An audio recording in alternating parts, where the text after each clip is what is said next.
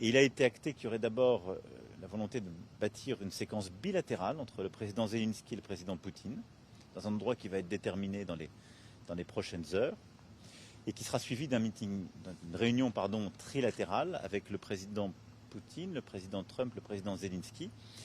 Je souhaitais que d'ailleurs tout ça soit suivi dans le processus d'une réunion qui inclura les Européens et d'ailleurs aussi les Turcs, c'est-à-dire tous ceux dont la sécurité est directement concernée par les suites de ce conflit. Les 15 dernières années de M. Poutine, président Poutine dans son approche, et il a été acté aujourd'hui que nous allons travailler avec les États-Unis d'Amérique sur le contenu de ces garanties de sécurité et les coopérations que les uns et les autres sont prêts à apporter. J'ai pu d'ailleurs revenir cet après-midi sur le contenu de ces garanties de sécurité, qui sont une armée ukrainienne robuste, qui puisse résister à toute tentative d'attaque et qui la dissuade, et donc pas de limitation en nombre, en capacité, en armement, etc.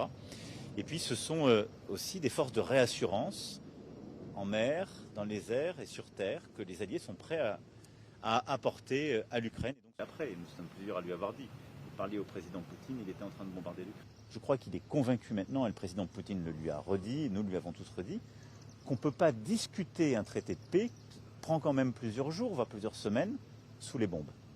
Et qu'il a plusieurs fois lui-même exprimé une volonté aussi humanitaire d'arrêter les tueries, d'arrêter ce qui se passe contre les civils, et donc à cet égard, qui avait besoin d'avoir justement aussi une trêve. Par la guerre, il ne négocie pas la paix.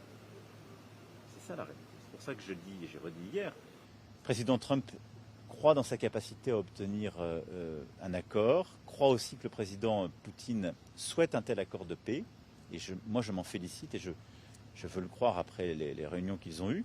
Mais enfin, si ce processus était refusé, nous sommes aussi tous d'accord pour dire qu'il faudra augmenter les sanctions, et en tout cas avoir une posture qui mette plus de pression sur la partie russe pour revenir sur le terrain des négociations. La discussion justement a abordé l'hypothèse où un résultat ne serait pas obtenu, l'hypothèse où la Russie ne voudrait pas sincèrement s'engager dans un tel processus, et il a à ce moment-là marqué sa volonté et sa disponibilité à mettre ce qu'il appelle lui des tarifs primaires et secondaires, mais ce qui sont en effet ce qu'on appelle nous des sanctions. Vous aviez fait... Le deuxième élément, c'est le principe d'une série de rencontres.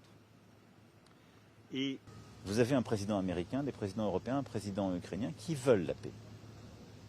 J'ai pour ma part les plus grands doutes quant à la réalité d'une volonté de paix de la part du président russe. Parce que aussi longtemps qu'il pense qu'il peut gagner par la guerre, il le fera.